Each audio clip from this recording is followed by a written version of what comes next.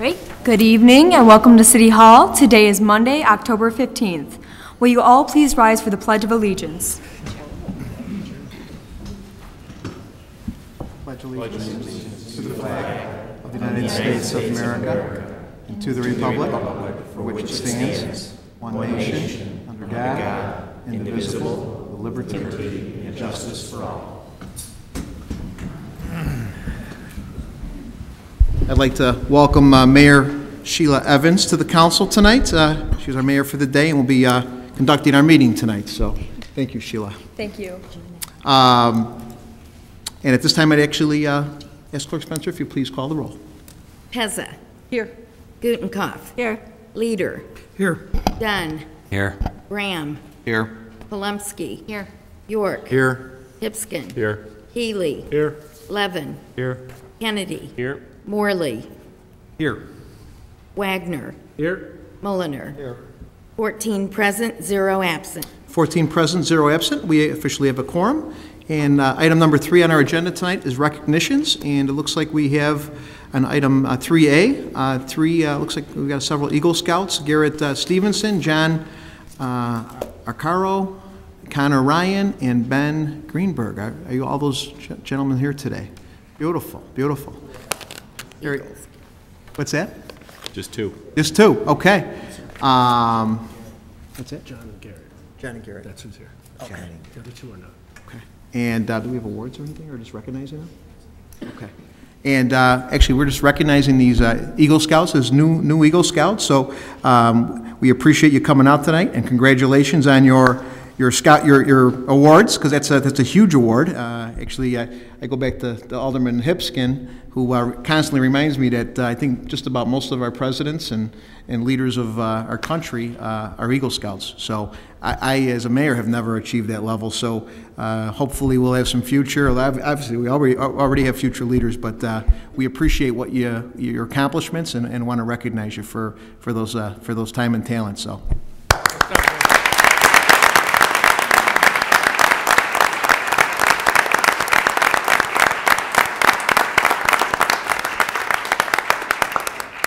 Thanks, guys. Next on the agenda, we have actually the discussion for Mayor of the Day contest, and actually Marilyn Connolly from Character Counts is here to talk about this fine award, and Marilyn is a board member with Character Counts. She also works with our Elmhurst Park District, and they do a great job over there. We're delighted to have you, Marilyn. If you please talk about Mayor for the Day and our fine recipients. Thank you. Thank you for having us here for the Character Counts program in Elmhurst. We'd like to just tell you just a little bit about the Character Counts Mayor for a Day contest. Was originally started by, some of you probably remember, Dick Chase. He was very proud of the city of Elmhurst. He said it was the greatest city in the world, and when we had Elm Fest back in the day, we did the Mayor for the contest right at Elm Fest.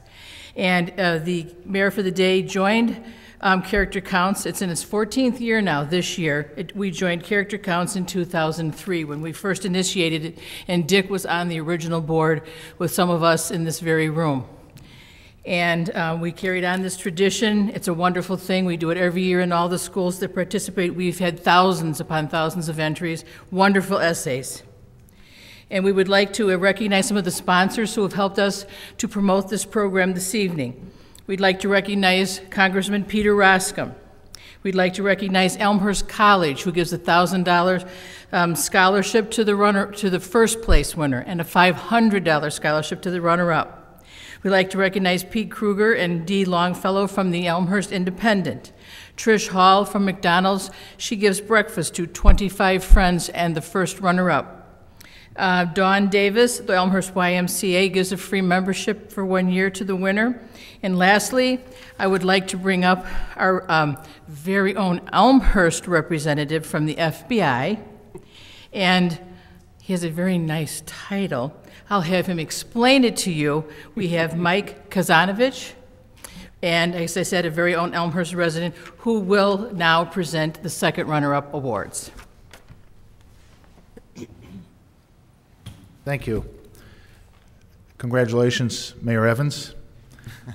On behalf of the Chicago Division of the FBI, I'm proud to be up here tonight.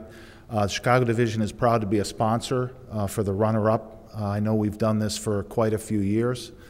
I'm proud as a Chicago agent, but I'm also doubly proud as a Elmhurst resident. There are quite a few agents who live in Elmhurst, and it's the both of you set a great example for our kids who live here, and I just want to say congratulations and thank you. I would like to present, I have a few things here for the runner-up. Mr. Vitek, where is he? There you are. Come on up, Robert. Congratulations to you.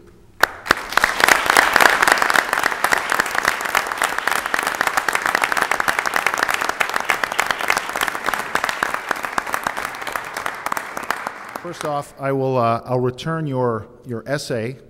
I had a chance to read this essay, and especially in this time here with a few weeks leading up to the presidential elections and everything else, I think our politicians would be should take heed of some of the things that our children see and write, and there may be a more peaceful and better climate in politics sometimes if they took the advice of some of our kids. So there's your essay, and this is a plaque on behalf of the city of Elmhurst, your Elmhurst Character Counts plaque. One of the sponsors is Elmhurst College, and they have provided a $500 scholarship if, in fact, when the day comes, you choose to go to college at Elmhurst College.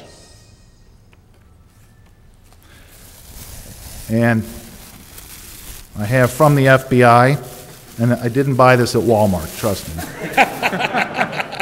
Just a small token of our appreciation.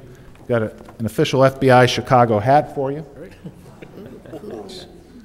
And Chicago SWAT t-shirt.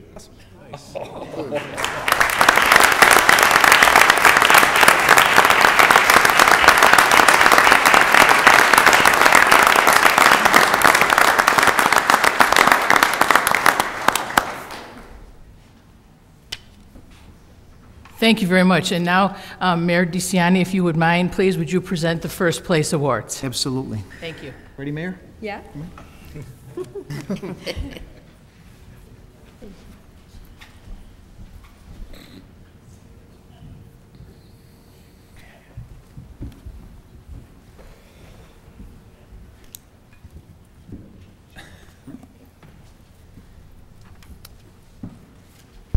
All right. Well, this is a treat, and when we have students that do great things and write great essays and think, as these fine students have done, from both public and private schools. We have a visitation young man over there, the Viteks, and this fine young lady originally was at Sandburg and is now at York High School. So it is my privilege and honor to announce that our mayor for the day for 2012, Sheila Evans, daughter of Jane and Jean Evans from Elmhurst, is mayor of the year, and mayor for the day and our mayor for tonight. So congratulations. Thank you so much.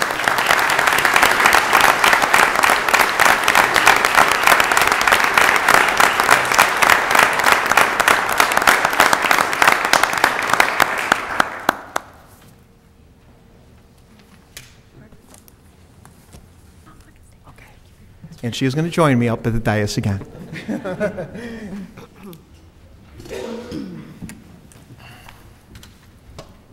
And actually, if it would be okay, if Mr. Vitek would like to come up and shake the alderman's hands, that would be great. That's kind of a custom that we do for people that we recognize. And Mayor Evans will invite you to do that at the end of the night as well, too. And while Mr. Vitek is coming up, if the two Eagle Scouts would like to join Mr. Vitek and come up and shake the alderman's hands as well, too. Go ahead. And then you go on. There you go. Congratulations. Thanks, guys. Congratulations. Congratulations. Congratulations, nice work. Lots to celebrate here in Elmhurst, Illinois. Yeah, you got 'em all. Good people. Congratulations. Congratulations. Congratulations. Job. Congratulations. Big honor. Congratulations. It's great. Great job. Good job. Congratulations. Well done, my friend. Nice job. Congratulations. Congratulations. Well done. Congratulations. I also want to recognize Mrs. Bailey, who's here from Conrad Fisher, and she actually coordinates the mayor for the day. And Mrs. Bailey, you've done a great job, and we continue to do a great job for us. Thank you.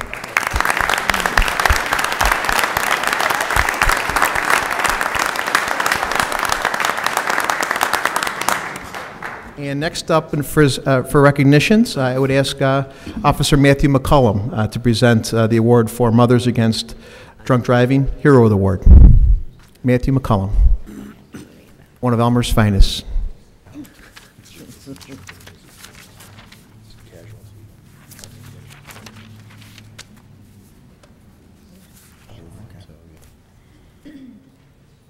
Good evening. I'm Sergeant Gandy. I am the supervisor for the traffic unit for the city of Elmhurst. As most of you are aware, traffic safety is very important in the city of Elmhurst.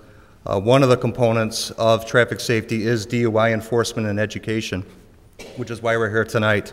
Officer McCollum has been with our police department for close to 5 years, if not a little bit over. In 2011, he made 74 DUI arrests. He is an outstanding supporter of traffic safety. He teaches newer officers in Elmhurst, as well as in a county at the police academy, laws and the application of DUI enforcement.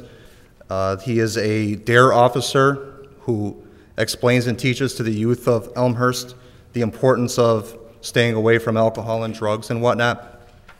As many of you are aware, MAD is an organization which has been around for over 20 years, Mothers Against Drunk Driving, and they like to award officers throughout the country recognition for those who show support against DUIs. The Illinois chapter of MAD awarded close to 18 to 19 awards this year. We are proud that Officer McCollum with our very own Elmhurst was one of the officers to receive the MAD Hero Award for his enforcement and education of the DUI laws in the city of Elmhurst. So I'd like to congratulate Officer McCollum receiving the MAD Award.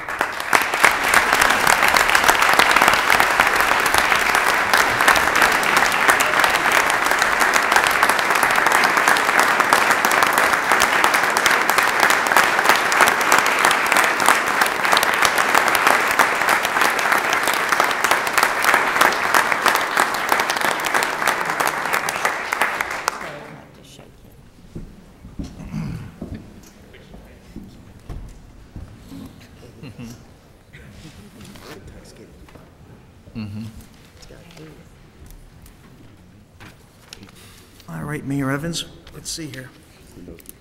Looks like we're on item 4, after we had some great recognitions here tonight, which is receipt of written communications and petitions from the public. If there's anyone that has any written communications and or petitions from the public, if you please rise at this time and present those to Clerk Spencer, who is up here to my right. Anybody? Okay. We will move on to public forum, and I ask Clerk Spencer at this time if there's anyone signed up for public forum. Yes, Mr. Mayor, we have 3 that signed up, and I'll start with Claude Pagash, 566 West Gladys. Mr. Pakash, and next we have 3 minutes. We appreciate you coming out tonight. My name is Claude Pagash. I live at 566 West Gladys. It was an interesting meeting, last meeting I was here. Had an alderman predict that funds saved from contracts will be spent. It's nice to have a crystal ball like that, isn't it? To predict the future. And an alderman said she would not go to executive meeting. One begins to wonder why that an alderman of some standing and for some years on the council would not appear at an executive meeting. Interesting, isn't it? And lo and behold, a brochure shows up. The alderman that presents it is cut short. An independent company hired by the city has predicted what a facility will look like. Interesting, isn't it? Can predict money is going to be spent, can predict that a building is going to be built. I begin to wonder if there's a need for aldermen, because your votes have already been counted. Interesting, isn't it? You are going to vote for the money saved. You are going to vote for a facility that has not even been discussed. Interesting. And then when an alderman brings it up, oh, why? To add to this evening, the treasurer's report came out. I assume all the aldermen have read it and looked at it and understand it. I hope the public does. It's a very interesting document. It's really got to be looked at. It's amazing what is published with the hope nobody looks at it. So, gentlemen, I would advise, since money will be spent, buildings will be built, there is no need for your appearance because your vote is already counted. Thank you, Mr. Prakash. Tamara Brenner, 137 North Caroline Avenue.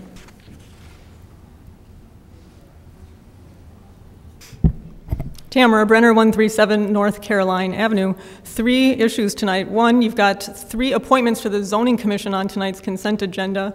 These are for positions that have expired. The terms have expired in either February of 2012 or February of 2011. The timing of these appointments for right now is a bit curious, and one is kind of left to conclude that there's political reasons for doing this and no other good reason. I also see on the consent agenda a referral to the Finance Committee to basically improve the terms for commission appointments that have lapsed beyond 45 days. I think that's a great referral, and I think the 3 appointments to the Zoning Commission that are on the consent agenda should be pulled tonight until such time as this referral can be handled by the Finance Committee. Second thing on tonight's agenda are the renewals of 2 consultant agreements for Mr. Van Slyken, Mr. Bartels. I was at the Finance Committee meeting last week when these contract renewals were discussed, and I have a couple of problems with how things have gone since then. I see in the reports that are in the agenda packet about the capping of the hours of the contracts. When I listened to the committee talk about it last week, it sounded like there had been an actual reduction in number of hours that were going to be worked by these people. But it turns out that the caps that are in place now actually reflect the actual hours worked by both consultants for the past 3 years. So there's really no actual reduction that's going to be paid out. Secondly, I read in the Patch today, which is not necessarily a great source of news, I suppose, but actually, I shouldn't really say that with the Patch reporter here, but there's a link to a website for Mr. Borchert, who now has a consulting firm since he's left service as our city manager, and I see as his associates on that website both Mr. Van Slyke and Mr. Bartels. So it seems to me that presents a possibility of conflict of interest. Another conflict of interest issue was talked about at the Finance Committee meeting. Once again, I think these 2 reports or 2 contract renewal items should be pulled back for further discussion in the Finance Committee until these various questions can be answered. And finally, the third thing is early voting starts next week, and Election Day is in 3 weeks, which is going to be a big relief for all when it's over, I imagine.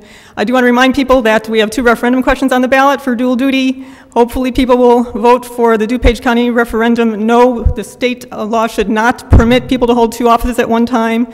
And for the Elmhurst referendum, hopefully people will vote yes, the city should prohibit elected officials from holding more than 1 office at a time. Thanks. Thank you. The last person to sign in is Kathleen Sullivan, 133 Pine Street.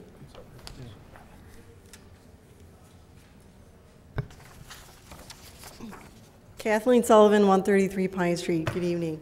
Sounds like you have a lot on your agenda tonight, but on tonight's agenda also is one of the first projects with regards to stormwater and flooding and sanitary sewers. And so I really hope that everyone supports that. It sounded like a very good project from all the things I've listened to, and I think you all know I've listened to a lot in the last 2.5 years. So I hope that this passes, and I wish you all well, and thanks to everyone who's gotten it this far. Thank you, Kathleen.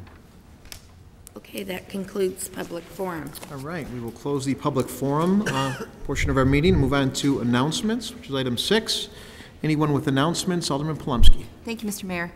A few weeks ago, many of us learned that nearly 60% of the students at Conrad Fisher are living below the poverty line, and it might be surprising for some of us to know that such a significant number of families in our community are struggling to make ends meet. And there are many programs and organizations that provide assistance, but I want to take a minute to share information about 2 key local organizations, that have a direct impact on the lives of children in need at Conrad Fisher and throughout the community. Social workers at our schools direct students in need to United Community Concerns Association, or UCCA, to help and to walk-in ministry. To answer the question I've been hearing, which is what can we do to help, one way to start is to give or to volunteer with these two organizations. They accept monetary donations and gift cards to stores like Kmart, Kohl's, and to grocery stores. When the season approaches, UCCA gathers and distributes holiday gifts. They share an office at St. Peter's Church, 125 West Church Street.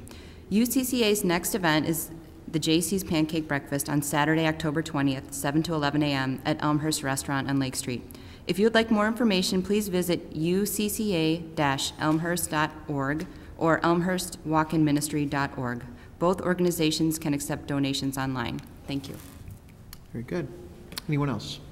Senator. Thank you, Mr. Mayor. I just wanted to highlight to everyone here in the dais, folks at home and in the audience, the item on the consent agenda, which is the Southwest Elmhurst Wet Weather Control Facility. That was the #1 project that was identified by RJN when they did their work in December of 2011. It was the #1 project for sanitary sewer improvements identified by the Citizens Task Force in August, a few months back, and it was the #1 item identified by city staff just this last September. The report in front of you is basically a no-cost change order that is being put through with RJN as the contractor to complete a modified project for the dry weather portion of it that needed to be put in place, but also with the addition of a wet weather provision that will have a significant improvement on the flooding potential in Southwest Elmhurst. Sorry, point of order. Since this is an agenda item, shouldn't we be discussing it under the agenda item and not under announcements? I think... Question for City Attorney Storino. As the parliamentarian, real quick, he's just explaining something before that it gets called up. So we're not debating it, we're not discussing, he's just making a point of, I think after the last meeting when we were giving kudos and stuff, that I think he's just trying to do. It's irrelevant what was done, Mr. Mayor, on the last meeting. Right. We're talking about parliamentary procedure tonight, and I believe that since it's an agenda item, it should be discussed under the agenda item. I don't know if we make errors prior to this meeting or after this meeting. That should be considered in this meeting. Okay, Alderman, point well spoken. May I continue, Mayor? Yes, Thank please. you, sir. Okay. With this project, more than 23 homes in Southwest Elmhurst will benefit, and those are approximately 70% of the homes that experienced flooding in the July 2010 storm. This is a big step forward in addressing some flooding issues, along with what's going to ultimately happen on the public and private side from the infiltration, the I&I piece of the project that has to go forward. So if we start now, we will be able to have this project in place by the end of 2014. If we were to delay, it could put it into 2015, so the sooner the better. Point of order, the Alderman is arguing the point. He's gone past information, and I'd like the City Attorney to rule on the appropriateness of this discussion. While this project is, conceivably wonderful, it doesn't come in our agenda now. Okay. Alderman Kennedy, you finished? Yes, I just asked the Alderman to support it in the future. Okay, very good. Thank you. You cannot argue the point now. You cannot make the case under announcements. You can pull Anybody it else for from the announcements? consent agenda, and we can discuss it then. Alderman Gutenkopf, you don't have the floor. Alderman Hipson, if it's a point of order, she does have the floor. It's a point of order, and I'll make another point of order. Bless you. Point of order. We are not behaving as the council should. We have clearly delineated an agenda, and we have clear rules about what comes when. And while I'm not arguing the merits of this particular issue, I am arguing that we are behaving irresponsibly by not following our own written procedures and presenting information under the point at which we have defined it based on our own rules. Okay. Alderman Hipskin, announcements. Yes, Saturday, October 20th, there will be electronics recycling coming, and this is where we can bring in our old computer, cell phones, monitors. It will be at 9 o'clock to noon at Elmhurst College in the parking lot in the corner of Park and Myrtle. Please bring all your unused and worn out computer equipment. This can also cell phones, appliances, hair dryers, old toasters. These are recycled. The mercury and lead are taken out of them. So I'd highly encourage people to bring their old electronics to Elmhurst College, the corner of Park and Myrtle, between 9 o'clock and 12 o'clock Saturday. Thank you. Thanks, Alderman. Clerk Spencer. Just want to remind everyone, early voting starts October 22nd through November 2nd. That's Monday through Friday from 9 to 4:30 in council chambers. And I know it seems kind of early, but it's our meeting before trick or treat, and I want to let everyone know that trick or treat hours in Elmhurst are 3:30 to 7:30 p.m. 3:30 to 7:30 p.m. Very good. Okay. For all of us dressing up, we know what's got the hours we have here. Alderman Healy. Thank you, Mr. Mayor. I have two announcements. First, Access Sports is a local organization put together by Elmhurst residents that support Elmhurst children and Elmhurst area children with disabilities. They provide access to sporting events and to be able to play sports, soccer, basketball, several others. They'll be having a fundraiser on Friday, November 2nd from 5 to 8 p.m. at the Elmhurst Knights of Columbus Hall on York Road. For ticket information, you can visit elmhurstaccesssports.com. But if you just want to show up the night of the event, tickets will be sold at the door for a very reasonable $10 for adults and $4 for children. Secondly, based on a number of questions I've gotten, and I know other aldermen have gotten over the last week or so ago regarding the former TCBY location at the corner of South Street and York, the construction fences have gone up, and the work has begun on what will be a one-story dentist office. The drawings have been submitted, and in my opinion, they're very neighborhood appropriate. A brick facade, it looks very nice. And a couple additional points. No city funds have been used at all to help the project. It's all privately funded, and that there are no city incentives for the construction or the building or the sale or anyway. It was entirely a privately funded transaction. We're all very happy that the former TCBY is down and that something that will add value to the community is going up. Thank you. Thanks, Alderman. Alderman Pez. Thank you, Mayor. Speaking of United Community Concerns, there's another wonderful event you can participate in to help fundraise. It's the second annual Wilder Mansion Holiday Market.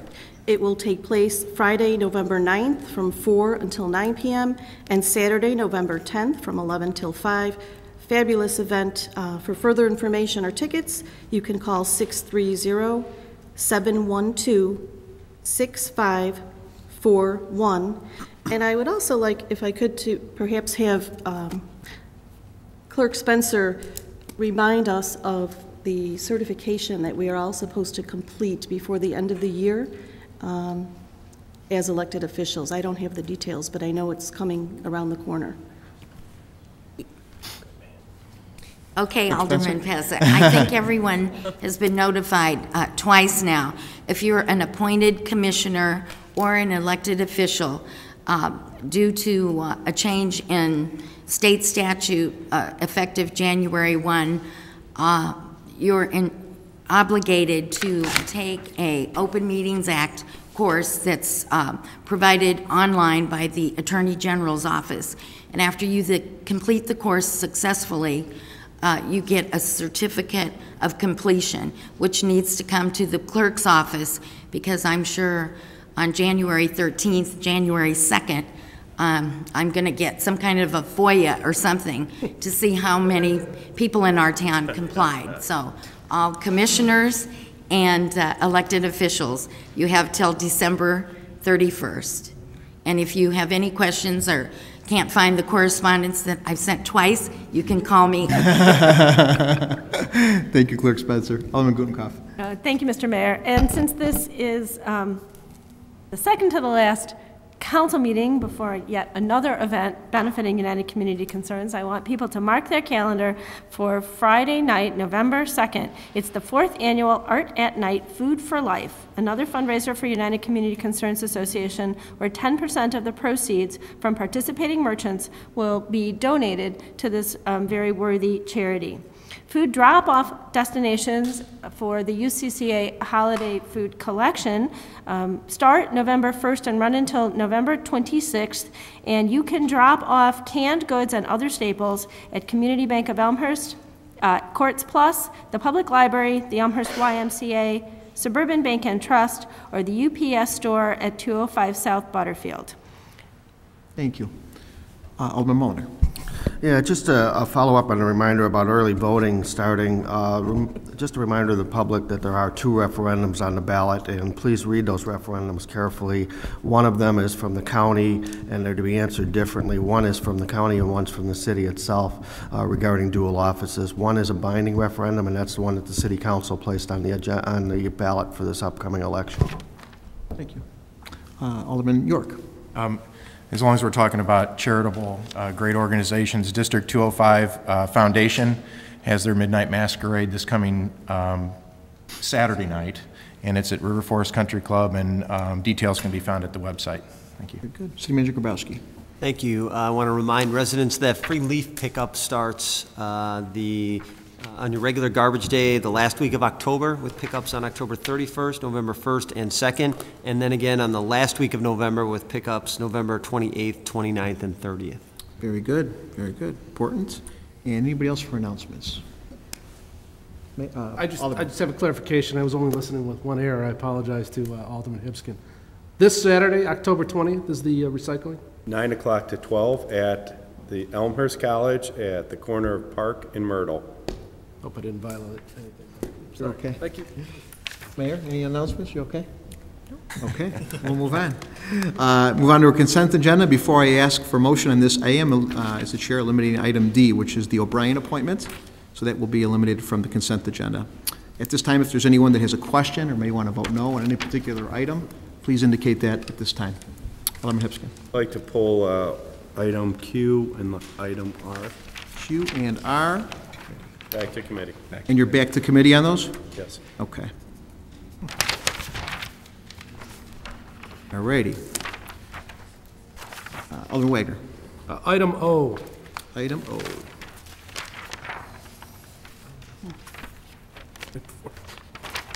Okay. Alderman Mulliner. Okay, I was going to pull item D, but I'm also going to pull E, F, and G.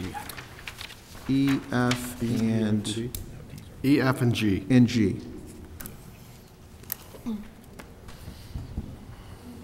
Okay. Anybody else? Alderman Brown. Item N as in Norm. As in Norm.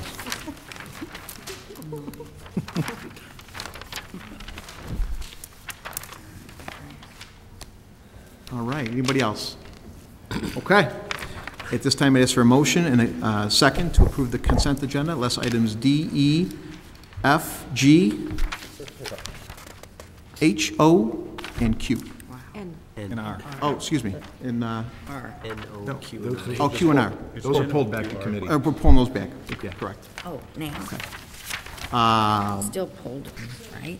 Yeah, so we're still eliminating those from the consent agenda for this vote. Correct. Alderman Morley with a motion, seconded by Alderman York. Clerk Spencer, if you please call the roll. Morley. Aye. York. Aye. Hipskin. Aye. Healy. Aye. Levin. Aye. Kennedy. Aye. Wagner. Aye. Mulliner. Aye. Pezza. Aye. Gutenkopf. Aye. Leader. Aye. Dunn. Aye. Graham. Aye. Polumsky. Aye. 14 ayes, 0 nays.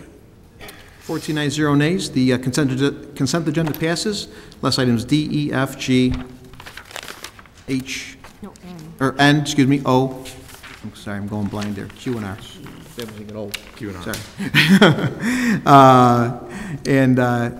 Again, item E would be our first agenda item that I would ask Clerk Spencer to read that reappointment, please. Item E. It was pulled by Alderman Mulliner. Okay, item E. This is a memo to members of the City Council regarding reappointment to the Zoning and Planning Commission, Frank Muschow. With advice and consent, I will reappoint Mr. Frank Muschow to the Zoning and Planning Commission. Mr. Muschow's term will expire on February 20, 2017. Respectfully submitted, Peter P. DeCiani III, Mayor. Very good, and this is for a reappointment of Mr. Muschow, and at this time I ask for a motion and a second to put this on the floor, please. Alderman Levin and Alderman Morley with a second. Discussion. Alderman Mulliner. Yeah, I'm asking to postpone this appointment as well as F and G to a date certain of February 20th, 2013, and allow these individuals who are currently serving in these offices to maintain their offices until such date. May. May 20th, 2013. Alderman Gutenkopf with a second. Okay. Discussion. Any discussion? Alderman Plumsky. I'd like to have some clarification, please. Item F, Villegas is to fill a vacant seat, is that correct? That's correct. And then can you tell us the dates of the other appointments, please? Alderman Plumsky, I think we're going to have to kind of deal with those issues individually. So I'm sorry. I apologize, but just trying to stay on task with For item E? This is a reappointment on item E. Okay. Again, Mr. Muschow has done a fine job, and I'm asking for a reappointment for him. Okay, and can you please tell me the term dates? The end of his term was when? I believe it was June of this year. Okay, thank you. Alderman Levin? On this particular item, I do not see any reason why the appointment should be continued until a date certain. I'm not sure that is the correct parliamentary thing to do. I don't think it's correct it might be to lay it on the table. But on the substance of it, I think Mr. Muschow has served well. It's the mayor's appointment. He's already in the position, and there's been no reason given to postpone it, so I will be voting against that motion. Any other questions or discussion? Okay, so we'll vote on the amendment to, Alderman Plumsky? Just one more clarification that if this is tabled, because this is, he is currently serving, he will continue to serve. Thank you. Correct. Yep. So this would be on the motion to amend to a date certain. Point of order. Did we get a date certain? Yes. May 20. May 20th, 2013. Right. Clerk Spencer, ready us to do a roll call on this, please? Mulliner. Aye. Gutenkopf. Aye. Leader. Nay. Dunn. No. Ram. Aye. Kolumsky. No. York. No. Hipskin. No. Healy. No. Levin. No. Kennedy. No. Morley. No. Wagner. No. That is 3 ayes. Oh, No. wait, Pezza. Aye. I see that now, sorry. Pezza is at aye. 4 ayes and 10 nays. 4 ayes and 10 nays. That motion to postpone to a date certain fails. And we'll go to the underlying motion to accept the reappointment of Mr. Muschow. I would say we could do this by voice vote. All in favor say aye. Aye. Aye. Anybody opposed say no. Roll call, please. Sure. At the courtesy of Alderman Mulliner, I'd be happy to do a roll call. Clerk Spencer? Levin. Aye. Morley. Aye. Wagner. Aye. Mulliner. No. Pezza. No. Gutenkopf. No. Leader. Aye. Dunn. Aye. Ram. Aye. Kolumsky. Aye. York. Aye. Hipskin. Aye. Ely. Aye. Kennedy. Aye. 11 ayes, 3 nays. 11 ayes, 3 nays. The motion to reappoint Mr. Mushow carries. Welcome. Congratulations, Mr. Mushow. We appreciate all your hard work and appreciate your due diligence. On to item F, which is an appointment for a vacancy. Again, I want to clarify that on zoning. Clerk Spencer, if you please read that appointment. With your advice and consent, I will appoint Ms. Angela Villegas to the Zoning and Planning Commission, replacing Mr. Paul DeWitt. Ms. Villegas' resume is attached for your consideration, and her term will expire on February 20th, 2017. Respectfully submitted, Peter P. DeCiani, the third mayor. And at this time, I entertain a motion and a second to put this particular item on the floor, please. Alderman Levitt with a motion. Alderman York with a second. Discussion. Alderman Mulliner. I move to table this recommendation. Alderman Gutenkopf with a second. Oh, any discussion? No debatable. Not debatable. Okay, no, okay, very good. Debatable, got to vote. Do it roll call or? Whichever is your preference. Roll call vote, please. Clerk Spencer. Mulliner. What are we roll calling on? Table. Motion to table. Motion to table. Yes. Gutenkopf. Aye. Leader. Nay. Dunn. Nay. Graham. No. Polemski. Aye. York. No. Hipskin. No. Ely. No. Levin. No. Kennedy. No. Morley. No. Wagner. No. Looks like 3 ayes. More. What? Oh, Pezza again. I'm so sorry. I'm so sorry. No. Pezza is a no. 3 ayes, 11 nays. 3 ayes, 11 nays. The motion to table fails. We go to the actual appointment.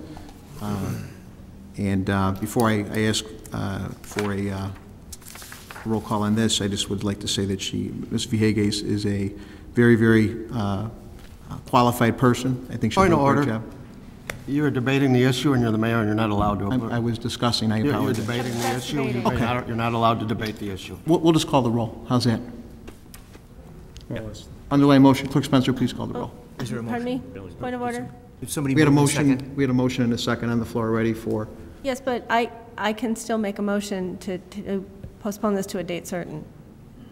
Okay. That's an order, motion in order, and I move to postpone this to May 20th, 2013. Okay. Second by Alderman Mulliner. Discussion. To your left. Oh. Yeah, I just want to be clear. You want to keep this vacant until May 20th, 2013? Is that true? Alderman Gutenkopf, would you like to answer that? This is a motion to replace someone. It's not a vacant position. This is a vacancy, Alderman. Vacant. I mentioned that when I asked for the motion. It is a vacant position. Yeah, it's Well, okay. Maybe that's what you like. We'd be happy to entertain your motion. Been vacant a long time. Really, do you always have to be so snippy, or is that just something no, you're doing no. because you're taking your position of power too seriously? Can I get an answer? Yes, yes, I'd be happy to answer your question. Thank you. I think that this rash of appointments are something that we should postpone until the new city council is in place, and the first meeting of the new city council will be May 20th, 2013. I think that removes any potential Point of order. Is this an conflict. amendment to your motion? No, you wanted me to I just discuss wanted my an motion? answer. No, I had a I'm question. giving you an answer. Yes or no? I'm giving you want an to keep a answer. vacancy I'm until giving you an answer. 2013? If you'll shut up, I'll answer your question, Alderman. Alderman, Thank can you. we be a little kinder, please? We actually have you know- a student mayor here tonight. Point of order. Thank you. Point of order. I ask to be recognized. Alderman. Mr. Mayor and parliamentarian, postpone to date certain is out of order as it's currently been laid out. Postpone to date certain is supposed to be to the next meeting, and the date, and no longer than 3 months, according to Robert's rules. To the next meeting, no longer than 3 months. So I think a more appropriate, there's several other motions that would be appropriate, but I believe, my point of order, I believe that postpone to date certain beyond the next meeting and beyond 3 months is out of order. Okay. Alderman Gutenkopf? Postpone to a date certain, a motion to tables it to the next meeting. A motion to postpone to a date certain picks a particular date. We can pick any date we want. Point of order, I don't believe I had a ruling. I'd be happy to show the parliamentarian or the city attorney the parliamentary rules that apply to date certain. Unless it's separate in our code, which I know would allow for it, it says the date certain is next meeting or 3 months, or no longer than 3 months. I would concur with Alderman Morley. If you'd like to challenge the chair, it's entirely up to you, Alderman. Well, I'd like to hear from the city attorney. Again, I'd like to hear from the city attorney. We are bound by Robert's Rules of Order. Chapter 2 does not cover a specific, the specific tabling to a date certain. But I'll be pleased to look at Robert's Rules. Point of order. Chapter 2 does cover it. It's in to a date certain. It's a postponement of indefinite or indefinitely or to a date certain. It's R8. It is. Oh, I know, but it doesn't give a date to which it can go. And I think what Alderman Morley is saying is that you're restricted to the next regular meeting or not longer than 3 months. And to be honest, Alderman, I'd have to look at it to really tell you whether or not that's accurate or not. And I'm accepting the rule, his ruling. If you'd like to challenge the chair, you're welcome to do that. Based on how that last vote went, it doesn't look so good. So, Alderman Healy. Call the question. Call the question? Okay. Excuse me, I would challenge that. I have some questions. Okay, Alderman Pezza. I just have a couple of questions about this particular position. The first question is... Point of order. Yeah. Call the question was made, so we have to vote on call the question. Oh, can we challenge that or whatever? No, what we have to do is vote on the call of the question. I'll second the Unless you challenge that ruling, the chair ruled that the alderman could speak to that issue, but if you want to challenge that, then you would be challenging That's not true. her, There was no second. her right to speak. Forget it. Go ahead. Alderman Pezza. This particular seat, since it has been vacant, I'd like to know how long it's been vacant and how long, well, I guess the first question is, how long has it been vacant? When did that seat expire? That expired recently. Mr. DeWitt, who recently lost his wife about a month ago, has been sick, and I believe he submitted his resignation letter about 60 days ago. Okay, because I was under the impression this has been vacant for like a year or something. No. So but it is vacant, and it's a zoning commission seat. That's correct. Okay, thank you. Okay. Anybody else? All right. Oh, Alderman Leader. What are we voting on? It's the motion to concur on the reappointment, correct? No. That's not the motion on the table. Well, we've already overruled the fact that you can't table to a date in May. So Unless you want to challenge the chair, and it's entirely up to you, Alderman Gutenkopf. But that's already done. What are we voting? I think we can, but it's not worth. I don't think it's worth challenging right now. So. Okay, very good. So that motion with date certain, which has been ruled inappropriate, is not being challenged, and we'll go to the underlying motion, which is the appointment to the vacant seat. Ms. Villegas. And having said that, I ask Clerk Spencer to call the roll, please. Underlying motion for the yes. Okay, that was Levin. Aye. York. Aye. Hipskin. Aye. Healy. Aye. Kennedy. Aye. Morley. Aye. Wagner. Aye. Mulliner. No. Pezza. Aye. Gutenkopf. No. Leader. Aye. Dunn. Aye. Graham. Aye. Lumsky. Aye. 12 ayes, 2 nays. 12 ayes, 2 nays, the appointment carries. And now we move to item G, which is a reappointment. Again, a reappointment to the Elmhurst Heritage Foundation, Mr. Franzen Prater. Clerk Spencer would be so kind to read the recommendation, please. With advice and consent of the Elmhurst City Council, I will reappoint Margaret Franson Puter to the Elmhurst Heritage Foundation for a term to expire in October 2015. Respectfully yours, Peter P. DeCiani III, Mayor. Alderman Levin with a motion, second by Alderman Morley. Discussion? No discussion? Okay. Roll call, please. Okay. Levin. Aye. Morley. Aye. Wagner. Aye. Mulliner. No. Pezza. Aye. Gutenkopf. Aye. Leader. Aye. Dunn. Aye. Bram. Aye. Palumsky. Aye. York. Aye. Hipskin. Aye. Healy. Aye. Kennedy. Aye. 13 ayes, 1 nays. 13 ayes, 1 nay. The reappointment passes. And we move on to item N, as in Norm. Clerk Spencer, please read the recommendation. It is therefore the recommendation of the Public Works and Buildings Committee that the proposal from RJN Group to provide professional services to complete the Southwest Elmhurst Wet Weather Control Facility preliminary design and provide bidding/construction supervision be accepted. Respectfully submitted, Public Works and Buildings Committee, signed by Jim Kennedy, Chairman, Robert Dunn, Vice Chairman, Chris Healy, and Diane Gutenkopf. And at this time, I entertain a motion and a second to put this particular item on the floor, please. Mr. Chairman Kennedy and Vice Chairman Dunn. Discussion. Thank you, Mr. Mayor. I'll defer to Alderman Bram, who pulled the item. Alderman Bram. Thank you, Mr. Mayor. My question on this item is the need for this at this time. As some might recall, I made the overall recommendation for a comprehensive study in the city of Elmhurst for storm and sanitary improvements. At this time, we're getting towards the end of that recommendation, but we haven't come to a conclusion at this point. This recommendation at this point, to me, is putting the cart before the horse. And I'll defer to the committee to maybe provide their perspective on that.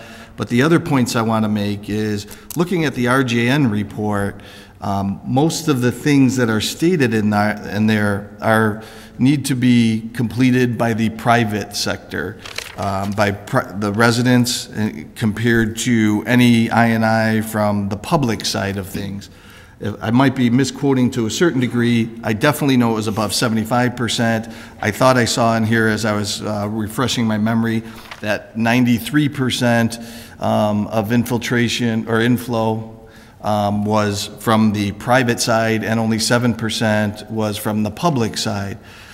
So I'm baffled, I guess, why we would expend monies at this point in time to create a Southwest Elmhurst wet water control facility, even though it's only in the design phase, when most of the issues by our consultant, RJN, is reported that they're private side issues and not public issues. It might seem like, in the grand scheme of things, that I think it was 81,000 and change or somewhere around there for the design is minimal in the grand scheme, but I think it's significant going down this path.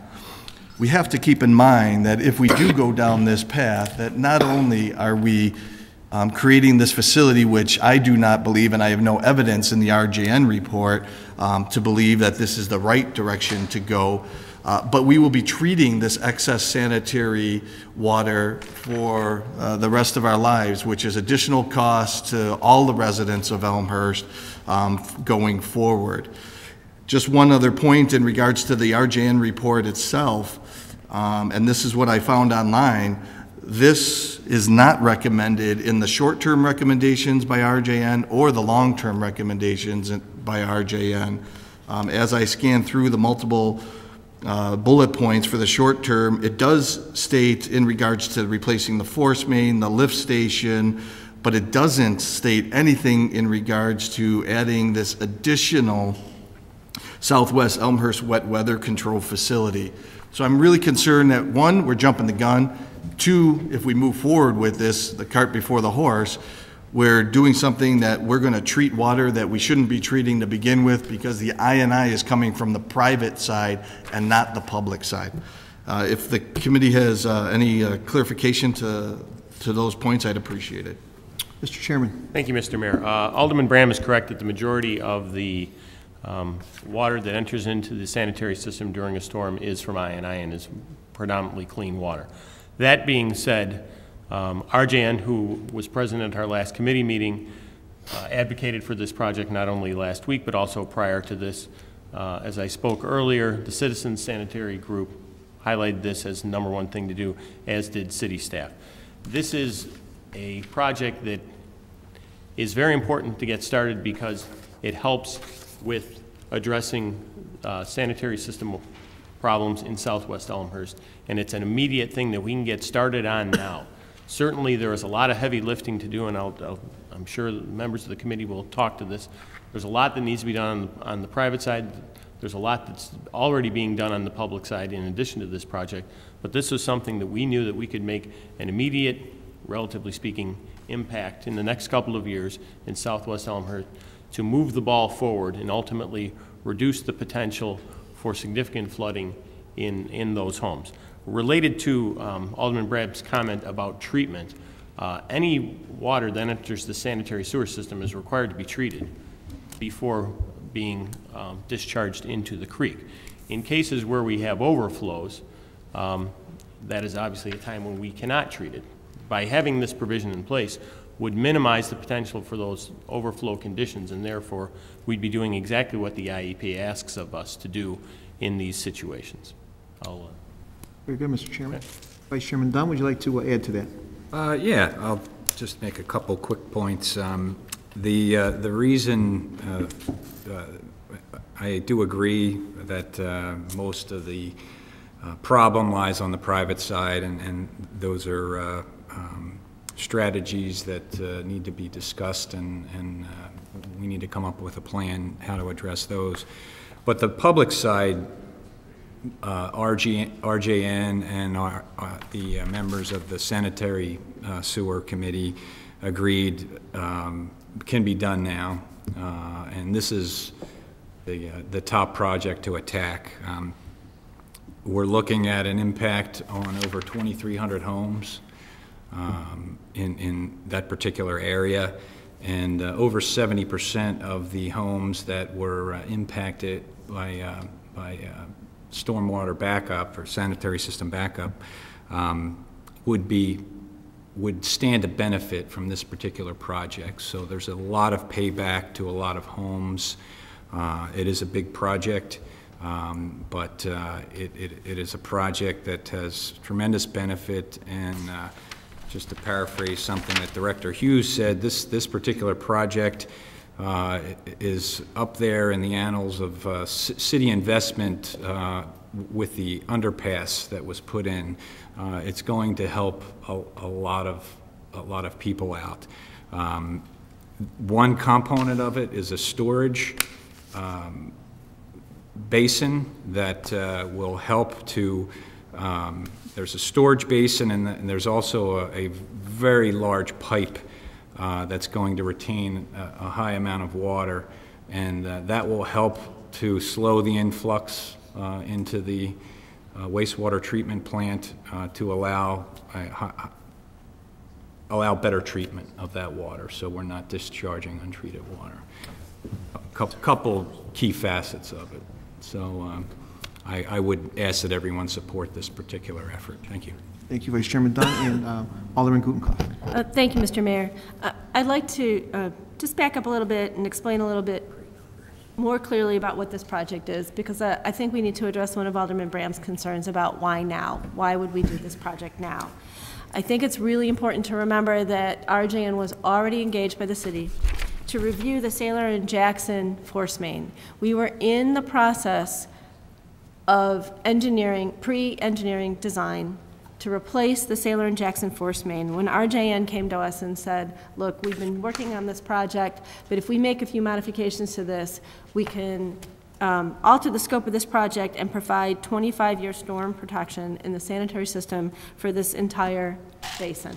And that's why we're doing it now, because we could have continued with the project as it had initially been conceived, the Sailor and Jackson Force Main upgrade, by rethinking how this project moves forward, rather than design the Sailor and Jackson Force Main as we'd initially planned. By stepping back, increasing the scope of the project, what we gain is now a larger sewer pipe from the Sailor and Jackson pump station all the way to the wastewater treatment plant. By adding a detention facility at the wastewater treatment plant, we now have extra capacity to store sewage in a flood event. The intent is to use most of this project during a heavy rain event, a 25-year storm.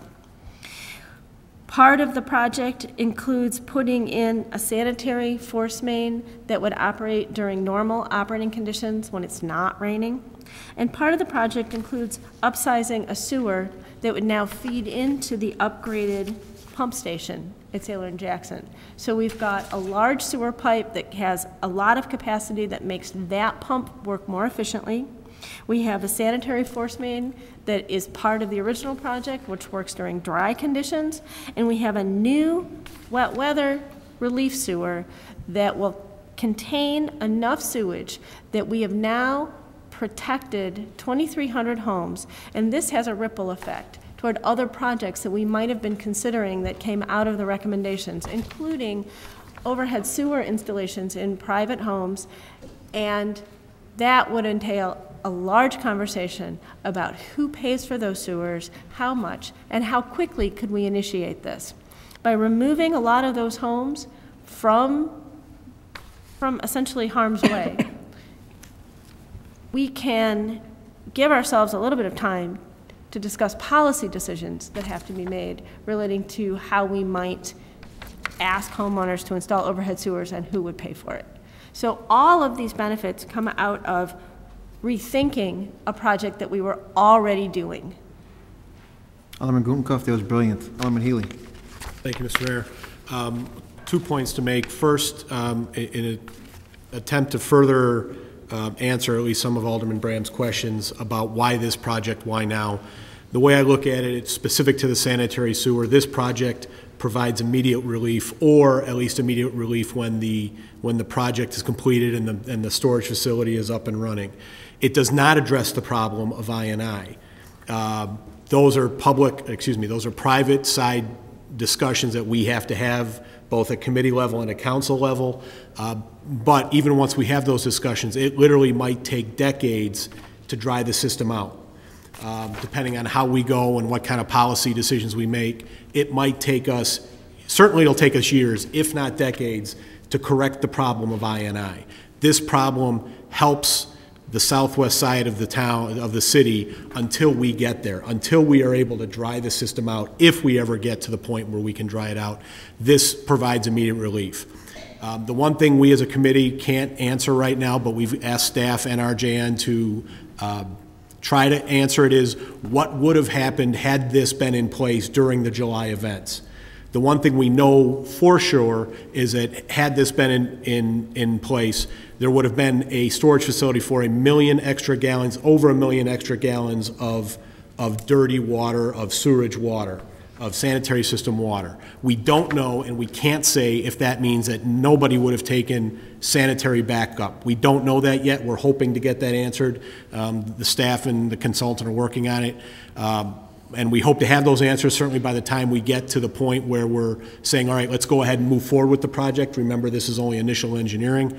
But the big thing with this project is it provides immediate relief to the southwest side and at least 3 separate basins. So not only the Sailor and Jackson lift station and basin, but also because of the way the sewers are interconnected, there are other basins that will see relief because of this project. So it's not just the Sailor and Jackson lift station, but if you think further north, McKinley and not McKinley and Bryan, we're McKinley and somewhere there's another lift station. It'll help that basin. So it's a project that'll help a lot of people with the sanitary problem. Secondly, and this is another main point that I want to make sure I stress, the Saylor and Jackson area incurred a lot of different issues. They got sanitary backup, they got overland flooding. A lot of time people think of Saylor and Jackson. There was a lot of overland flooding down there. This project will not help that. This is sanitary only. It is not overland at all. We could complete this project, and the Saylor and Jackson area still might incur overland flooding if we have another major project. So I want to make sure I'm clear and that we're clear. This addresses sanitary. It does not address overland in that area. Thank you. Thanks, Alderman. Mr. Chairman. Thank you, Mr. Mayor. I want to commend the committee for the report. It's well written and well done. As a resident of the southwest part of Elmhurst, and I happen to be the alderman in the southwest part of the city, it's nice to see some positive work starting to take hold of that area. But I just want to make sure that we're all aware this report, I believe, if I'm not mistaken, is the commitment to RGN to help with the design work and the consulting services. This is, and there's been a lot of talk up here about the actual work to be done, but that work's not going to start until August 2013. So we should be clear on as much of an immediate impact this will have when it's finished. It might not be done for a year and a half. I don't know what the timeline is exactly, but I will defer to the committee chair. I just want to make sure we're clear on that. Very good. All right? Yep. Thank you, Mr. Mayor. Mr. Chair, I'd like to answer clear. Yeah. Alderman Wagner's question. You are exactly right. This is preliminary engineering work that we're going to get done here in the next few months.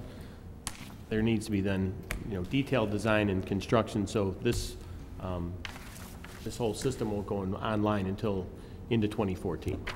Thank you. Thank you. Very good. I'll go to Alderman Mulliner before I go back to Alderman Bram. Alderman Mulliner. Yeah, I have to echo what Alderman Wagner said. This is terrific. This is a good first step to get this thing moving down there. I mean, I know a lot of hard work has gone forward with this. I know the task force has helped to recommend this. I think this is from the public side, this is a great thing, and I know it's going to take a long time for us to get through what we have to do on the private side, but at least we're beginning that engineering work to improve what was originally proposed. So you guys did a great job. Everybody on that committee deserves applause. Okay, very good. Alderman Brown, would you like to finish, please? Thank you, Mr. Mayor. I don't disagree that this would be one direction to take to have a sanitary system in this, especially in this south part of town, for a 25-year storm. I've asked the question before on why we don't have any other part of town, or very minimally, if that, any area that designs per 25-year storm. I know that when I was on Public Works, we were talking about storm at that time, not sanitary, but storm, and it was normally 5 or 10-year storm designs throughout the city of Elmhurst. My concern is that this is a short-term vision and not the actual correct solution. We have to keep in the consideration that we're also, which was I don't believe ever planned for, we're taking up property off of the Public Works garage area, or the treatment center area that I assume was allocated for other uses. How is that going to impact the treatment plant area in the future?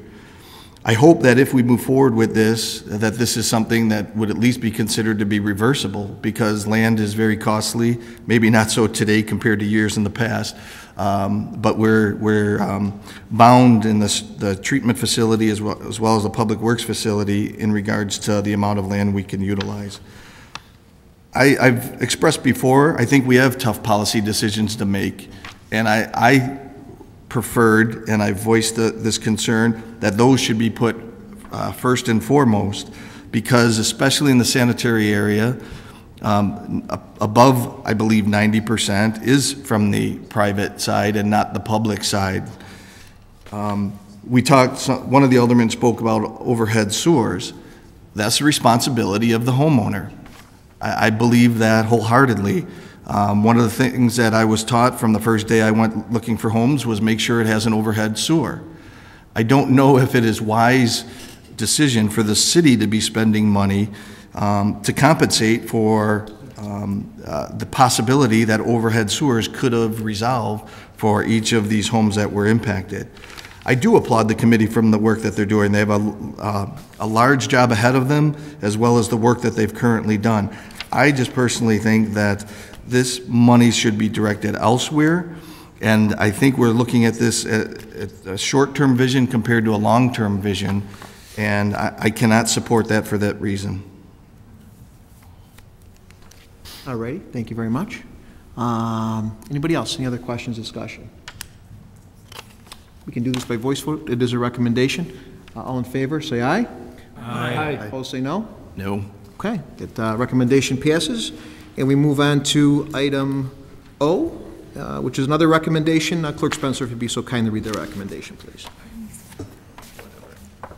It is therefore the recommendation of the Public Affairs and Safety Committee that the City Council approve the execution of this modification agreement until either October 31st, 2013, or the effective date of a successor agreement. Respectfully submitted, Public Affairs and Safety Committee, signed by Patrick Wagner, Chairman, Paula Pezza, Vice Chairman, and Michael Bram. Before I ask for a motion and a second on this particular item, I would like to excuse our mayor for the day, Sheila Evans, who has to do homework tonight, and was delighted to be here. And Sheila, we appreciate the honor of your presence, and we wish you all the best in the future. Thank you so much.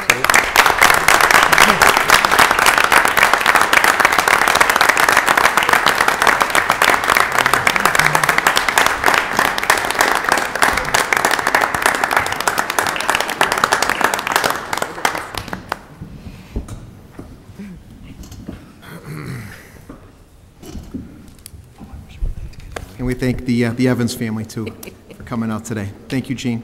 May I be excused? All right, and I would ask for a motion and a second to put this particular item on the floor, please, Mr. Chairman. Wagner and Vice Chairman Pezza. Discussion, Mr. Chairman. Thank you, Mr. Mayor. What we have before you, again, is a request by the committee, a unanimous report, again, to allow for an extension to the contract, or at least allow the city attorney to amend the contract we have with the Bensenville Fire Protection District Number 1. You may recall that area is on the north side of town. It's north of Churchville, east of York Road, south of Grand Avenue, as far as the eye could see from that point, I suppose, huh? Forgive me. But anyway, as the economy has hit Elmhurst and other communities, it's affected the assessment values, and in this particular area got hit pretty hard. Those assessed values have dropped significantly to the point where now the amount that we invoice and the amount that we get paid is actually almost discretionary at this point. It's really not, it's negligible. So one of the things I'd just like to make note of is that there's some questions that aldermen have been asking me, so I want to make sure everybody's aware.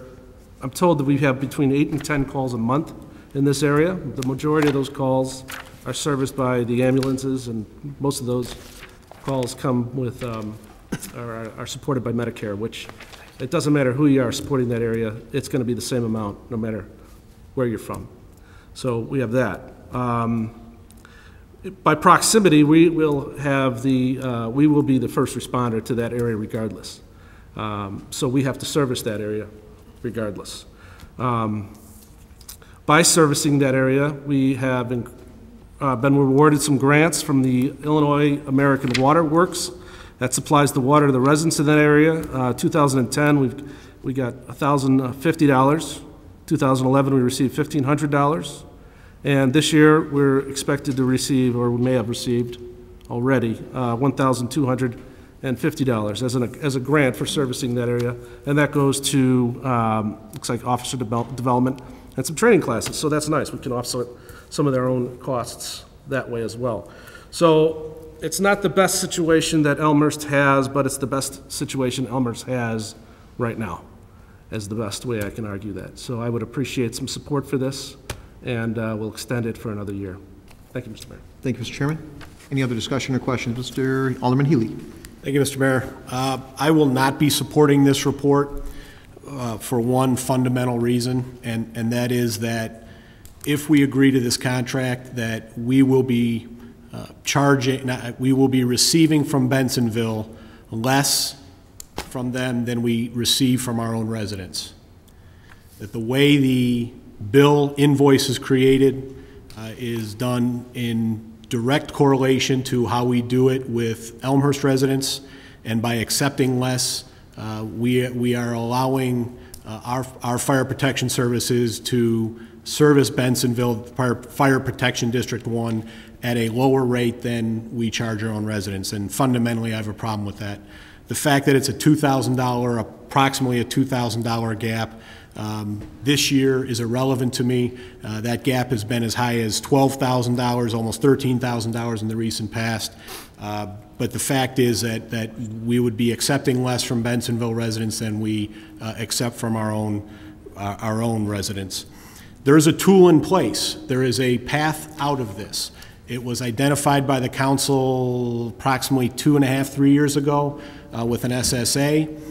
That SSA was not contested by the residents. It was passed, I believe, unanimously by the city council at the time, but for one reason or another, it's been held up at the county board. If that SSA had been approved, as were the wishes of the residents at one time, I don't want to say that those are still the wishes of the residents. It's been quite a bit of time, but at one time, certainly the feeling we got from the residents was they wanted to do it. That would allow for us to bill the Elmhurst Fire Protection District #1 residents at the same rate that we bill or tax our own residents. It would allow a tool for the Fire Protection District to pay that amount, which would be the same amount that we get from our own residents. It's not in place, and I guess there are other reasons for that. I know there are two arguments for approving that. The agreement tonight, the first one, and Chairman Wagner mentioned it, you know, where we're going to have to go up there anyhow, we might as well get paid to do it. I certainly understand the logic, but if Bensonville, let's say, for example, that we did not contract with Fire Protection District #1 and they contracted with Bensonville, Bensonville would be first to respond unless they're busy, and then we would go up there as part of mutual aid, much like we do with Villa Park or Oak Brook or Hillside or all, you know, however that web is designed. We don't employ that same logic with Villa Park. We go to Villa Park a lot. We go to Oak Brook a lot. They come here a lot, I understand that, but we go out more than others come in. And I don't know, I'm not comfortable with the logic of, well, if we're going to go up there anyhow, let's pay for it. If that were the logic we're going to use, then why don't we approach Villa Park and see about doing their fire protection? Why don't we approach Hillside or Northlake or these other communities? I'm not saying we should do that, but if that's a logic we're going to employ at Bensonville, it's a logic we should employ elsewhere. The other argument is it's $86,200, and that's a lot of money, and I certainly agree. But if we're going to raise revenue via our fire services, then let's raise revenue other ways. Let's go and engage with other towns. Let's go and engage with other fire protection districts to raise revenue. I don't see how we can mix the two arguments together, which I think is kind of what we're doing. I certainly am not looking to cut revenue, but at the same time, I'm not looking to charge somebody else's residents less than we charge our own residents. For that reason, and for me, it's a fundamental issue of fairness. I will not support the report. Very good. Thank you, Alderman. Anybody else? I'm going to go back to, Alderman Plumsky, I'm sorry. Mr. Mayor, I agree with Alderman Healy on the fundamentals of this, especially knowing that there are Third Ward residents that are living right next to some of these residents who would be paying less than they are. And for that reason, I didn't support it last year, especially with the gap. But this year, because it's such a small amount, I will support this, but I do think that fundamentally we need to change the way we operate this. Thank you. Very good. Anybody else? Mr. Chairman, would you like to add real quick? I just want to make sure I clarify the record here. The residents aren't paying any more, Elmhurst residents aren't paying any more for the same services that receive in this district. What had happened is we have a contract in place for 40 cents. And the Elmhurst residents pay 40 cents. The county has come back to us, but was it back in 1988, and redid that and said, okay, it's not 40 cents anymore, it's going to be 26 cents. That was out of our hands at the time. Alderman Healy is absolutely correct. There is an SSA proposed that hasn't really gone anywhere at the county level. So on the surface, we are not charging any less contractually, but unfortunately there are circumstances beyond our control that have actually made it less. And that, as you pointed out, Alderman Polumsky, that the difference now is kind of negligible. Well explained, Chairman. We appreciate that. Alderman Brown. Yeah, thank you, Mr. Mayor. I just want to, I was actually going to suspend the rules to see if city staff, the fire chief, could speak to this because of the fact that I don't believe that we're charging the Bensenville Fire Protection District residents less than the city of Elmhurst residents. There is, I believe, I think what Alderman Wagner was referring to, I believe there's a tax cap in place where therefore we're not getting the full amount that we are requesting from them, if my memory serves me correctly. Also, the ambulance service, I think we actually do charge more than the Elmhurst residents. So we're going above and beyond from an ambulance side of things. So they're actually penalized per se because they're in the fire protection district. I think that even though Alderman Healy made it clear that he thinks the two issues should be separated, I disagree with that assessment because no matter what, and I am one of, along with Alderman Polumsky, one of the 3rd Ward representatives that is next to this area, no matter what, we will be going to that area. Where it's not like if we stop covering the fire protection district that we're going to get rid of one ambulance and one fire truck. We're keeping the same amount of equipment, the same amount of personnel. So I would hate to get rid of the extra revenue because to me it's icing on the cake. So I think it's significant that if you might think 5,000, 80,000, 100,000, whatever the value will be in upcoming years, in the grand scheme of things is minimal. But to me, that's extra revenue that we wouldn't have, that we would still be doing the same service if this agreement was not in place. To speak to exactly what's going on in the county, Alderman Healy's correct. I don't have insight on what has happened with that proposal, and quite honestly, I don't care. I think that we need to give the county time, since it isn't done at this point and the contract is about to expire, we need to give them time to move forward with that. I request that city staff to make sure that we do follow up and do our due diligence to make sure that moves quickly, because I share Alderman Healy's concerns that this is over and over again. We see this every year, and we continue to extend this agreement when we shouldn't. We need a decision made, and it should be done sooner than later.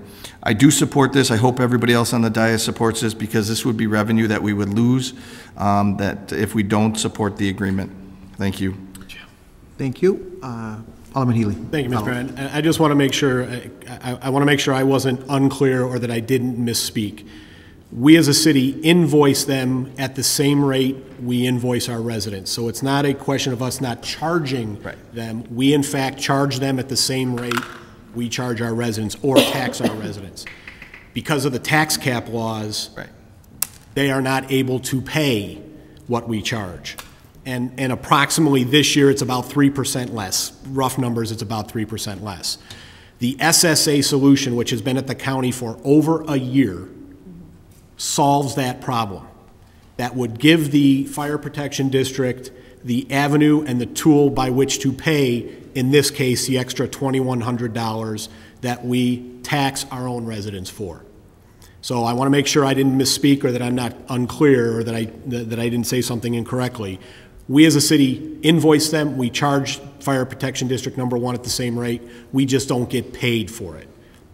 Fundamentally, with this, because there's a solution that's in place that only has to be passed at the county, and for some reason it's not, I'm not going to support this. I understand. Alderman Gutenkopf. Thank you. I guess my question is for you, Alderman Healy. If we don't pass this modification agreement, how does that impact the potential SSA at the county? The modification agreement in front of us just continues us along. If we don't pass it, aren't the fallout from not passing it means that we're not collecting the money at all. So I'm not sure I really understand your point. That we can still work on getting the SSA passed with this agreement in place, but by not passing this agreement, don't we lose out on the revenue? Alderman Healy. Thank you, Mr. Mayor. It's all part of the negotiation. It's all part of leverage. If I'm a consumer and I think I can get away with paying something less than the person next to me or the person 3 blocks over, why wouldn't I do that? With us saying we're not interested in holding that contract, Bensonville Fire Protection could negotiate with some other fire entity. But then at least we'd be able to say, but if you're going to negotiate with us, you have to have the tools in place to pay us the same rate our own residents tax us. So I guess I am willing to take a chance that the $86,000 in revenue goes away because I feel that strongly about charging and getting paid the same rate that Elmhurst taxpayers pay. So to me, I don't know if I directly answered the question, but to me it's a leverage play. It's a play that says, if you want our services, pay us what we charge our residents and get the tools, put pressure on your county officials, do what you need to do at the county to put the tools in place. Otherwise, you're free to discuss, negotiate with other fire protection districts or fire departments and get what you want, get what you can. Very good. Thank you, Alderman. Alderman Pezza. Thank you, Mayor. Once again, on this extension, it's pretty much the 11th hour. So why that is, I'm not quite sure. Had we brought this forward several months ago, perhaps Alderman Healy's point something could have been done about it. Why people weren't talking to the county. We're not the county. What we have in front of us today is what we need to deal with. And to me, this is a no-brainer. We either give the 1-year extension, and if people are adamant about the county doing something different or the city doing something different, then that should be pushed forward. However, in front of us this evening is the option to either continue serving them without pay or continue serving them with pay. To me, it's a no-brainer, and I hope people will do the right thing and collect almost as much money this year as the gap is so close. Plus, with these grants, it's pretty much a wash. The fire department does not have to supply more trucks, more people, more anything. It's a wash. So for this year, it's a no-brainer, and if people think it's important to push the county or whoever it is we need to push to make this change, then I think they should start pushing. Very good. Alderman Brown. Thank you. Just one comment to Alderman Healy's point, and he's definitely adamant and rightfully so on his stance on this. My concern, though, is I'm not willing to risk the amount of monies that we're collecting today for potential leverage. From what we've heard from staff, that the other fire protection district, number 2, is chomping at the bit. If this deal falls through, that they would take on an agreement with this district, and therefore we would lose out on the revenue. It would be a done deal. We wouldn't be covering them anymore from the standpoint of an agreement, but we would lose out on the revenue, and more than likely we'd probably be serving just as much. So I'm not willing to risk the revenue source for potential leverage. Okay. I think we've heard enough discussion on this. If there's anybody else, otherwise we can do this by voice vote. All in favor of passing this report, please indicate aye at this time. Aye. Anybody opposed, say no. No. Right, report passes, and I know of a guy I think that'll be able to help get this done here shortly. On to item Q, another recommendation. Those are back to committee. Those are back to committee? Okay. I think that's campaigning. Very good. Okay, we'll go to item 8, which is reports and recommendations of appointed and elected officials. My report is very, very simple. We had a great day, I think, on Friday, 8:30 in the morning over at Mariano's. We broke ground on DuPage County's first Mariano's to open. Will be open this May. $12 million investment into our community, a shot in the arm for the North York TIF. 450 jobs created. vital sales tax, dollars to keep our services at a high level, and our property taxes low, which I think is really the mission, I would say, of this council, economic development, and seeing things that, in this case especially, have been very, very stagnant. A vacant car dealer, no jobs, no revenue, and we've got progress happening. And the phone is ringing. I know City Manager Grabowski and Assistant City Manager Kopp, you know, we've been doing a lot of phone calling out for the last 3.5 years, as aggressive as we have been, and kudos to staff, along with our consultants, Ken Bartels, Kathy Maloney. I mean, we've been making a lot of calls out. Now the phones actually start to ring because of the tools we have in place, and that's a great thing. We're going to still continue to call, but it's nice when actually the phone rings a little bit. So that's my report. I think we had a great day. I think we actually could have had a council meeting. We had every alderman in the city of Elmhurst present, which I thought was terrific.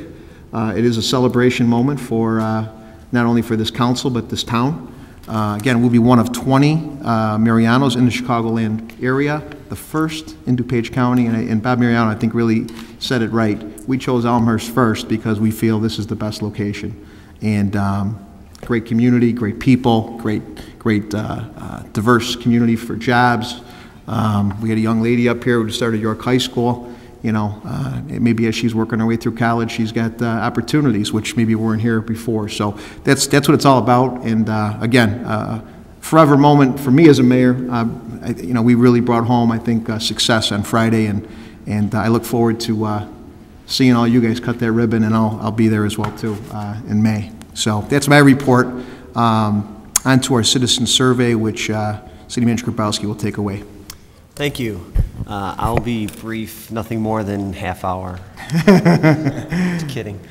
I will be relatively quick on this. I think everyone at the dais is very familiar with the citizen survey, which we do every other year, and we've been doing it since 1994. This year we mailed it to 1,600 residents, and of those we received 701, or 43.8% back, which statistically is very high. In the summary that is located here at City Hall, you all received it, and also at the library, we include historical data from 1996 until today. And as I said, it's available not only at City Hall and the library, but also on the website. So just as an idea, the map on the left shows how we divide the city into the 6 quadrants and approximately where those were mailed to. And then the map on the right shows the percentage returned by those 6 areas. I'm going to highlight just some of the categories that are included in the response rate. But let me back up, because if I didn't do this, it wouldn't be very good. And that's to say thanks to the Finance Department and the Administration Department on conducting the survey, and specifically Tom Trezine and Rich Osborne, who do a lot of work towards this every year. Not only just putting the survey together, getting it out to the residents, but also compiling the data and analyzing it. So I sincerely appreciate their efforts in that. The response rates over the past year, as you see, back in 2000 was our high with approximately 55% returned. Unfortunately, we've seen a consistent drop. We saw a little uptick in 2010, back to the 2008 area after that. So on to some of the data. Some new items that we included this year included questions on bicycling and facilities within the city, online shopping in the economic development portion, and the library added some questions this year as well. I don't know if everyone noticed that, but so we're expanding the survey. We're constantly reworking the survey as we go through. On the overall quality of the neighborhood, I'm happy to say that we're back on the upswing as far as residents' opinions of the neighborhoods, down consistently through 2010 and back up in 2012. Here over Elmhurst operations, we see on the fair to excellent, it maintained, maybe up slightly. On the good to excellent, though, drop, which certainly we need to address as we move through reworking services that we provide. Two specific questions on street maintenance and street condition. Happy to say that those are both looked at favorably. So thank you to the Public Works Department and Engineering for all that they do to keep those up. And two other items that we want to highlight. The commuter parking, the opinion of those using it is up, and up significantly in the good to excellent category. And in city center parking, convenience and accessibility, that is also climbing. And I like to think that both of those relate to use of the downtown and people coming downtown. Because obviously if people feel more comfortable with parking and with the condition of city center, they'll be more inclined to come to city center and shop. So with that, we will talk about where residents shop, and this may look a little confusing when you first see it, but it's quite telling as you take it apart. And this is what I mentioned. We added a question about where residents shop, and the green at the bottom is only in Elmhurst, and you can see some of the highlights there include automobiles, groceries, hardware, home improvement. The only outside Elmhurst, I think it's pretty obvious: electronics, sporting goods, fabric, home goods, books. Those are things that we've consistently heard through the years that perhaps those services are not provided within the city. But I think interesting within here is the online presence that we included outside Elmhurst and online only, and you can see books significantly, electronics significantly increased as the online only presence. I don't think that comes as a surprise to anyone here. The next category are the highest ratings of too much service. And the key here is the green at the top is not enough service, the blue is about right, and the red at the bottom is too much. So too much service is parking enforcement, the top one, parking enforcement. Second, traffic enforcement. But if you look at traffic enforcement at the not enough, I think that actually is higher than the too much. So it's an interesting comparison of the two. Building code enforcement, again, not enough is higher than too much, and so on as you go down the line. As far as too much service, museum, police protection, library, but again, police protection look at not enough, even higher than that. So interesting to look at the results. And then here we have the highest ratings of not enough service, which would be the green at the top. Not enough stormwater management. I think we had significant discussion about that tonight. Rear yard drain program related directly to the stormwater management.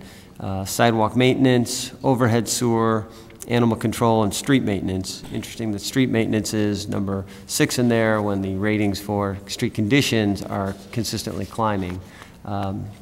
So we take that all into consideration as we review the survey results and use it in the budget. Moving on to the general comments. This might be a little hard to read from the audience, but we compile general comments at the end. And one of the questions is, what 3 things do you like most about living in Elmhurst? Consistently throughout the years, the central location and convenience, number 1. Quality of life increased significantly from the 2010 survey. Quality of schools, sense of community, property value, all in the top 5. What 3 things do you like least about living in Elmhurst? Taxes, consistently at the top. Airplane noise, cost of living, stormwater management, traffic congestion, which is down slightly from 2010.